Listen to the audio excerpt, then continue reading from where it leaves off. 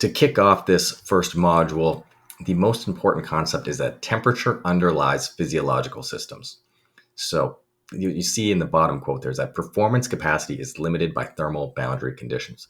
So the idea is that thermal regulation is a first order physiological system, and that other systems that involve speed or development or metabolism are actually secondary. And this is based on the first principles, physics principles, where the physics of temperature, of energy precede subsequent interactions, which would be the biological and physiological systems.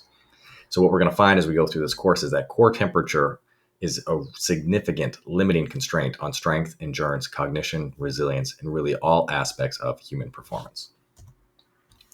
What we've attempted to do is visualize this here in this chart. So as core body temperature is at its lowest on the left, that would be your resting light activity state, relatively baseline for human homeostasis.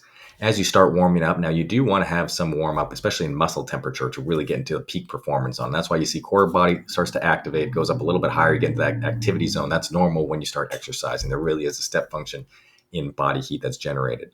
However, as core body temperature starts to go past the optimal threshold and goes into a higher elevated state, and that's what we would call, let's say, modest hyperthermia, that's when you start to see performance start to decline.